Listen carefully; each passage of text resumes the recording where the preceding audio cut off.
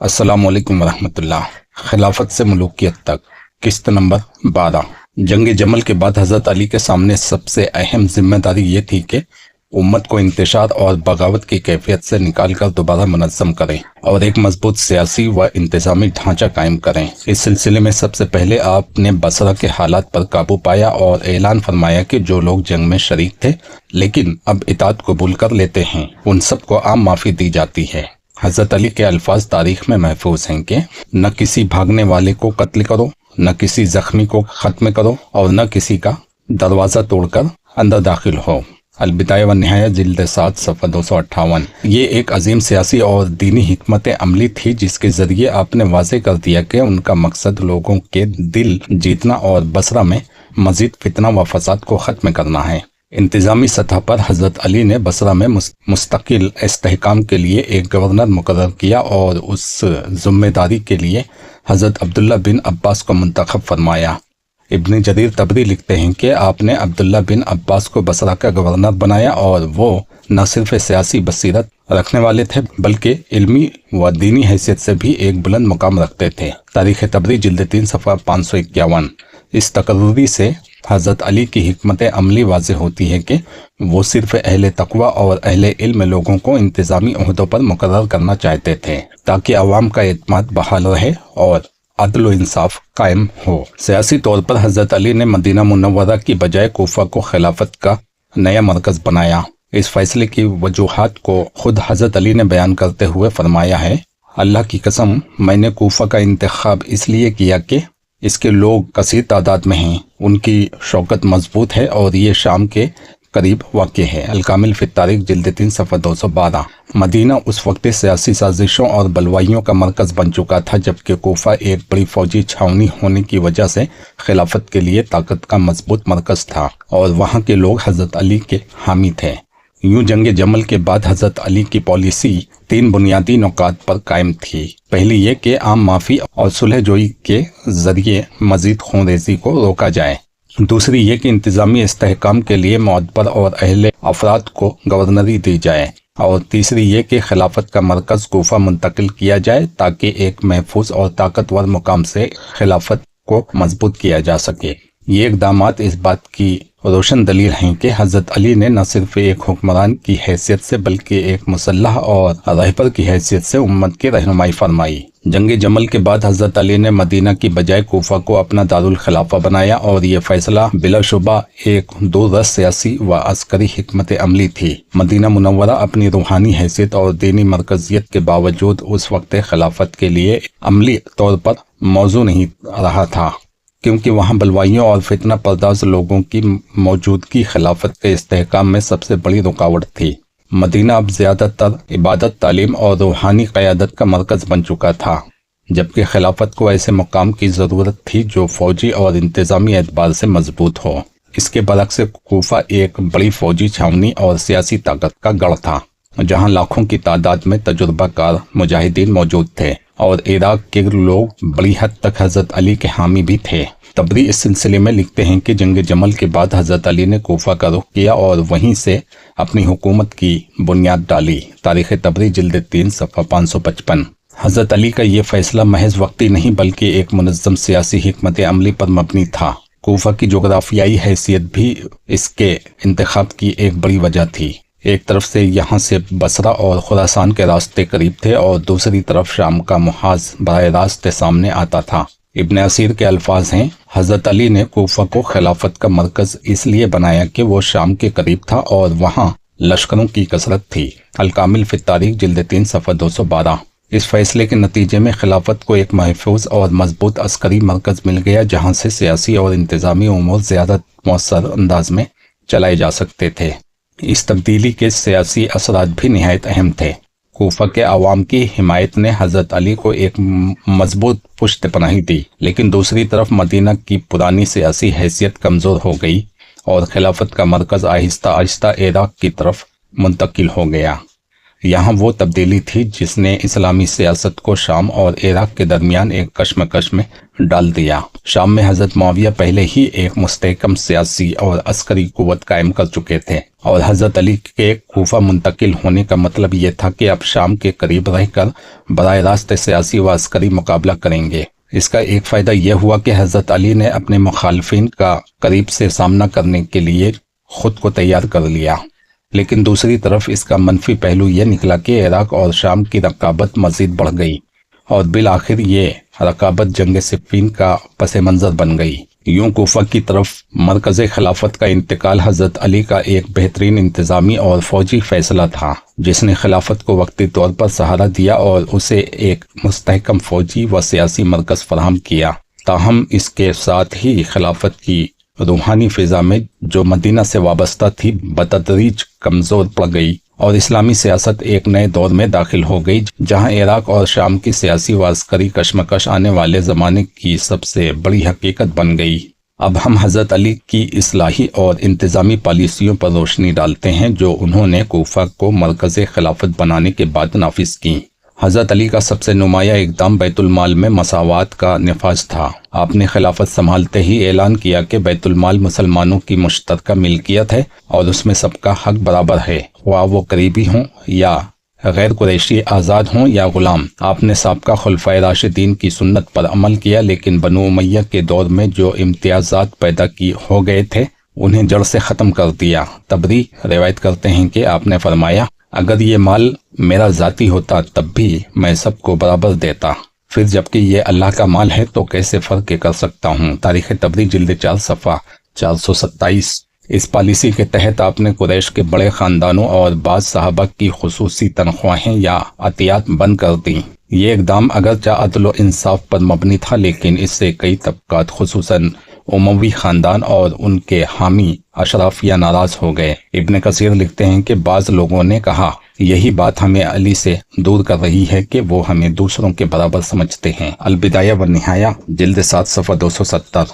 हज़रत अली ने दूसरा बड़ा कदम गवर्नरों की तब्दीली में उठाया। आपने बनु उमय्या के उन तमाम गवर्नरों को माज़ूल कर दिया जो हज़रत उस्मान के दौर में नाअहली या अकरबा परवरी की पैदावार की बुनियाद पर मुकर्रर हुए थे। उनकी जगह सहाबा कराम या मुअद्बर और दीनदार अफराद को मुकर्रर किया। मिसाल के तौर पर मिस्र में कैस बिन साद बिन उबादा, यमन में उबैदुल्लाह बिन अब्बास और बसरा में अब्दुल्ला बिन अब्बास को मुकर्रर किया गया। अल-कामिल फ़ी तारीख़ जिल्द 3 सफ़ा 217। एक और नुमाया पहलू ये था कि हज़रत अली ने अवामी एहतसाब और मुशावरत को अपनी पॉलिसी का हिस्सा बनाया। आपके दौर में आम लोग भी गवर्नरों और हुक्काम के खिलाफ शिकायत कर सकते थे और उनकी बात बराह रास्त खलीफा तक पहुंचती थी। नहजुल बलागा में हज़रत अली का कौल मिलता है, मैं और तुम सब अल्लाह के गुलाम हैं और मेरा भी वही रब है जो तुम्हारा रब है। नहजुल बलागा खुतबा नंबर 216। खुलासा यह कि हज़रत अली की इस्लाही पॉलिसियों का मकसद एक अदल पर मबनी निज़ाम कायम करना था जिसमें तबकाती इम्तियाज खत्म हो, बैतुल माल सिर्फ उम्मत की ज़रूरत पर खर्च हो और हुक्मरानों को एहतसाब के दायरे में रखा जाए। लेकिन चूंकि ये निज़ाम साबका मराआत याफ्ता तबके के लिए नुकसानदेह था, इसलिए उनकी मज़ाहमत में इजाफा हुआ और सियासी कशमकश मज़ीद गहरी हो गई। अब हम हज़रत अली के दौरे खिलाफत में सबसे बड़े सियासी चैलेंज यानी हज़रत मुआविया और शाम के मामले पर बात करते हैं। हज़रत उस्मान की शहादत के बाद हज़रत अली ने खिलाफत संभाली तो सबसे पहला बड़ा मसला शाम की गवर्नरी का था। उस वक्त हज़रत मुआविया कई सालों से शाम के गवर्नर थे और उनके पास न सिर्फ वसी सियासी असर था बल्कि फौजी ताकत भी बहुत मजबूत हो चुकी थी। जब हज़रत अली ने दूसरे सूबों के गवर्नरों को माज़ूल करके नए गवर्नर मुकर्रर किए तो इसी तरह शाम के लिए भी उन्होंने सहल बिन हुनैफ अंसारी को गवर्नर मुकर्रर किया। लेकिन जब सहल बिन हुनैफ शाम पहुंचे तो मुआविया के कारिंदों ने उन्हें सरहद ही से वापस लौटा दिया और उन्हें गवर्नरी संभालने का मौका न दिया। तारीख़ तबरी जिल्द 4 सफ़ा 5 सफ़ा 450। मुआविया ने हज़रत उस्मान के कत्ल को बुनियाद बनाकर अली की खिलाफत को तस्लीम करने से इनकार कर दिया। वो कहते थे, जब तक उस्मान के कातिलों को किसासन सजा नहीं दी जाती हम अली की बैअत नहीं करेंगे। इब्न असीर लिखते हैं कि मुआविया ने अली को खत लिखकर कहा, बेशक खिलाफत में तुमसे ज्यादा कोई हकदार नहीं, लेकिन पहले उस्मान के कातिलों को कत्ल करो, फिर हम सबसे पहले तुम्हारी बैअत करेंगे। अल-कामिल फ़ी तारीख़ जिल्द 3 सफ़ा 223। हज़रत अली ने इस मुतालबे को गैर मुनसिफाना करार दिया क्योंकि उनके नज़दीक कातिलीन उस्मान अभी तक मुतय्यन नहीं हुए थे और इन हालात में जल्दबाजी से इक़दाम करना इंसाफ के मुनाफी था। मजीद ये कि किसास का इख्तियार खलीफा वक्त का नहीं बल्कि मकतूल के वरसा का था और हज़रत अली ने वाज़े किया कि वरसा उस्मान अगर अदालती तरीके से मुकदमा लेकर आएँ तो ज़रूर इंसाफ किया जाएगा। शरह नहजुल बलागा इब्ने अबिल हदीद जिल्द 2 सफ़ा 221। दूसरी तरफ मुआविया ने अमली तौर पर शाम में खुद मुख्तारी कायम कर ली। उन्होंने अपने खुतबों में हज़रत उस्मान के खून का मुतालबा किया, उनका खून आलूदा कुर्ता दिखाया और अवामी जज्बात को इस तरह उभारा कि शाम की अक्सरियत हज़रत उस्मान के किसास के नाम पर अली की खिलाफत के खिलाफ मुत्तहद हो गई। तारीख़ याकूबी जिल्द 2 सफ़ा 183। यूं खिलाफत अली और गवर्नरी शाम के दरमियान एक सियासी कशमकश पैदा हो गई। एक तरफ हज़रत अली का अदल पर मबनी मौक़िफ़ था कि बगैर शरई और कानूनी सबूत के किसी को सज़ा नहीं दी जा सकती। दूसरी तरफ हज़रत मुआविया की हिकमत अमली थी कि उस्मान के खून का मुतालबा सियासी ताकत के लिए एक जवाज़ बने। यही कशमकश आगे चलकर सिफ़ीन के मार्के तक पहुंची। अब हम जंग सिफ़ीन के पस मंज़र पर बात करते हैं। हज़रत अली की खिलाफत के इब्तदाई महीनों ही में ये बात बिल्कुल वाज़े हो गई थी कि शाम और मरकज़ खिलाफत के दरमियान टकराव नागुज़ीर है। जैसा कि पहले जिक्र हुआ, हज़रत अली ने शाम में गवर्नर के तौर पर सुहैल बिन हुनैफ को भेजा, लेकिन उन्हें मुआविया के आदमियों ने सरहद से ही वापस लौटा दिया। इसके बाद शाम में हज़रत उस्मान के खून का मुतालबा अली के खिलाफ एक अवामी तहरीक की शक्ल इख्तियार कर गया। मुआविया ने हज़रत उस्मान की खून आलूदा कमीज और उनकी ज़ौजा नाइला के कटे हुए उंगलियां जामे मस्जिद दिमश्क में लटका दी ताकि लोगों में जज्बात उभारे जाएं। तारीख़ तबरी जिल्द 4 सफ़ा 453, इब्ने असीर अल कामिल फिर तारीख जिल्द 3 सफ़ा 225। हज़रत अली ने कई बार खुतूत और पैगाम के जरिए मुआविया को बैत की दावत दी। नहजुल बलागा में हज़रत अली के खुतूत मौजूद हैं जिनमें वो बार बार कहते हैं कि तुम्हारी ताख़ीर उम्मत को इंतशार में डाल रही है और खिलाफत का इंतज़ाम बैत उम्मत पर कायम है, न कि ज़ाती ख्वाहिशात पर। लेकिन मुआविया हर बार ये जवाब देते कि पहले उस्मान के कातिलों को हवाले करो, फिर हम बैत करेंगे। नहजुल बलागा खत नंबर 6 और 28, इब्ने अबिल हदीद शरह नहजुल बलागा जिल्द 2 सफ़ा 227। इस दौरान हज़रत अली ने अपनी हुकूमत को मजबूत बनाने के लिए कूफा को दारुल खिलाफा बनाया। मदीना की पोजीशन सियासी तौर पर कमज़ोर हो चुकी थी, जबकि कूफा में बड़ी तादाद में फौजी मौजूद थे और इराक में अली के हिमायती ज़्यादा थे। तबरी के मुताबिक हज़रत अली ने दारुल खिलाफा मुंतकिल करने का मकसद सियासी और फौजी इस्तेहकाम था। तारीख़ तबरी जिल्द 4 सफ़ा 460। मुआविया ने जब देखा कि अली सुलह के बजाय अदल पर इसरार कर रहे हैं और कातिलीन उस्मान के बारे में फौरी इक़दाम करने पर राजी नहीं, तो उन्होंने खुले आम शाम के लश्कर को तैयार करना शुरू कर दिया। दूसरी तरफ हज़रत अली ने भी इराक के लश्कर को जमा किया। इब्ने कसीर लिखते हैं कि दोनों लश्कर आखिरकार दरियाए फरात के किनारे मुकाम सिफ़ीन पर आमने सामने हुए। अलबिदाया व निहाया जिल्द 7 सफ़ा 3 सफ़ा 238। यूं जंग सिफ़ीन का पस मंज़र महज किसास उस्मान का नारा नहीं था, बल्कि हकीकत में ये सियासी इक़्तिदार की कशमकश थी।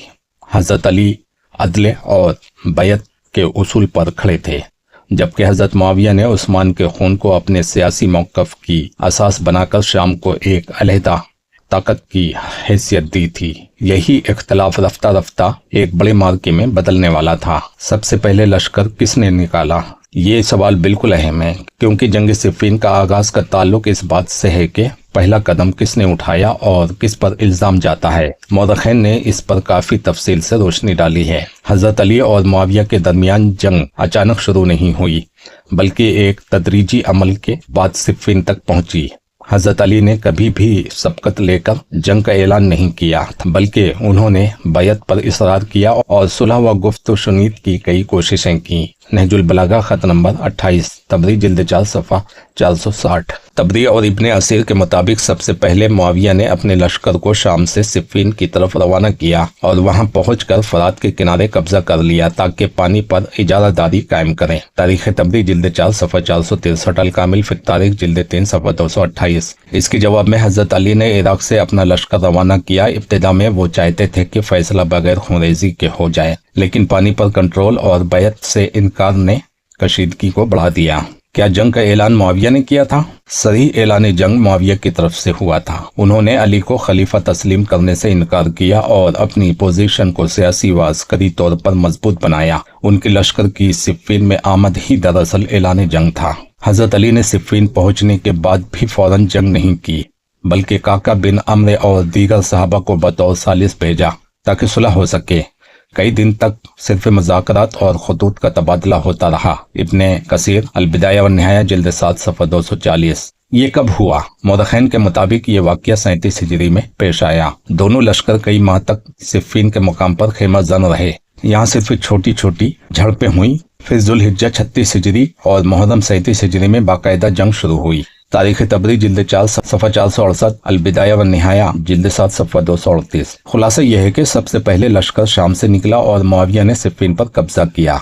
हजरत अली ने उसके जवाब में इराक से लश्कर रवाना किया। जंग सिफ़ीन का बाज़ाब्ता ऐलान हजरत अली की तरफ से नहीं हुआ, बल्कि दरअसल हजरत मुआविया का बैत से इनकार और शाम से लश्कर कशी ही इस जंग का ऐलान था। ये मार्का सन 37 हिजरी में शुरू हुआ और इस्लामी तारीख के बड़े और फैसला कुन मार्कों में शुमार होता है। हजरत अली ने इराक से सिफ़ीन की तरफ लश्कर रवाना किया तो मौरख़ैन के मुताबिक इब्तदाई तौर पर अली के साथ तकरीबन 80,000 फौजी थे।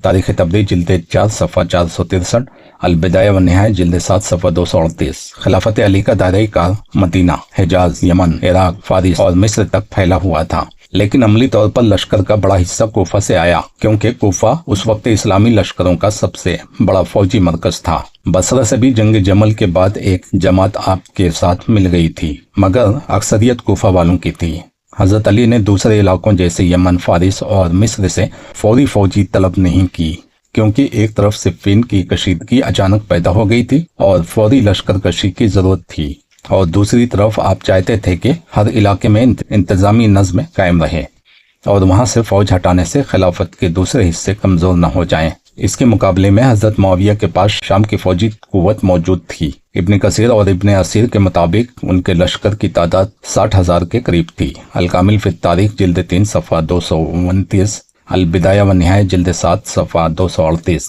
ये फौज अगरचे तादाद में कम थी, लेकिन अच्छी तरह मुनज़्ज़म और मुत्तहिद थी, क्योंकि शाम में कई बरसों से फौजी तरबियत और नज़्म व नस्क़ को मुस्तहकम किया गया था और सब सिपाही अपने गवर्नर के हुक्म के ताबे थे। यूं ताकत का तवाज़ुन इस जंग में बड़ा दिलचस्प रहा। हजरत अली की खिलाफत रकबे और आबादी के लिहाज से वसी तर थी, लेकिन आपके लश्कर में मुख्तलिफ कबाइल के लोग शामिल थे, जिनमें से बाज़ फितना परवर अनासिर जैसे बलवाई भी मौजूद थे, जिससे लश्कर का इत्तेहाद मुतासिर हुआ।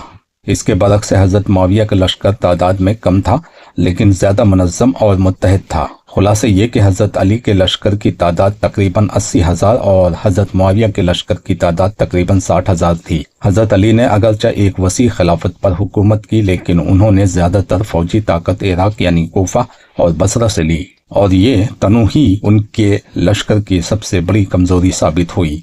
जबकि मुआविया का लश्कर कम तादाद के बावजूद अपने नज़्म ज़ब्त की वजह से ज्यादा मौसर नजर आया। जंग सिफ़ीन का एक निहायत अहम मरहला वो था जब असल लड़ाई शुरू होने से पहले ही पानी पर कब्जे की कश्मकश ने दोनों लश्करों के दरमियान कशीदगी को बढ़ा दिया। सिफ़ीन के मुकाम के करीब दरियाए फरात बहता था। सबसे पहले हजरत मुआविया का लश्कर वहां पहुंचा और उन्होंने अम्र बिन आस के मशवरे से दरिया के किनारे पर पहरा बिठा दिया ताकि हजरत अली का लश्कर पानी न पी सके। तारीख तबरी जिल्द 4 सफ़ा 12, अल-कामिल फित तारीख जिल्द 3 सफ़ा 232। सहराई मैदान में पानी पर काबिज होना दुश्मन को कमजोर करने का एक मौसर हरबा समझा जाता था, इसलिए ये इक़दाम एक बड़ी फौजी चाल के तौर पर सामने आया। जब हजरत अली का लश्कर पानी से महरूम होने लगा तो सहाबा और सुपा सालारों ने फौरी कार्रवाई का मुतालबा किया, लेकिन हजरत अली ने पहले सिफारत का रास्ता इख्तियार किया और मुआविया को पैगाम भेजा कि हम पानी के प्यासे हैं, हमें रोकना मुनासिब नहीं, या तो पानी सबके लिए खुला छोड़ दो वरना हम इसके लिए तलवार चलाएंगे। अल-कामिल फित तारीख जिल्द 3 सफ़ा 232। ताहम मुआविया ने इस मुतालबे को मुस्तरद कर दिया। इस इनकार के बाद हजरत अली ने अपने बहादुर जाबाजों को हमले का हुक्म दिया। अश्तर नखई, अम्मार बिन यासिर और दीगर असहाब ने शदीद लड़ाई के बाद शामी लश्कर को पीछे ढकेल दिया और पानी पर कब्जा कर लिया।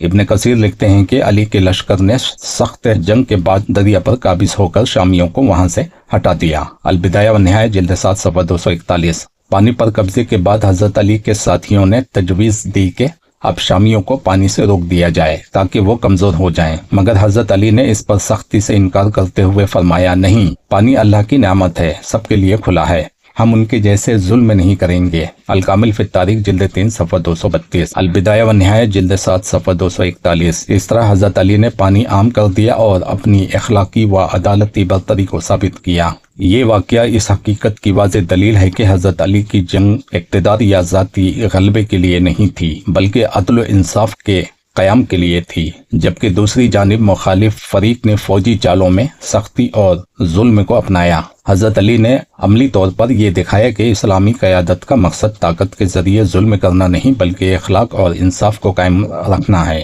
جنگ صفین کا سب سے فیصلہ کن اور خونریزی مرحلہ وہ دن تھا جسے تاریخ میں یوم الحریر کہا جاتا ہے۔ پانی کے مسئلے کے حل کے بعد چند دنوں لشکر خاموش رہے اور اس دوران صلح کے لیے خطوط اور پیغامات کا تبادلہ ہوا، لیکن کوئی نتیجہ نہ نکل سکا۔ آخرکار صفر 37 ہجری میں اصل جنگ کا آغاز ہوا۔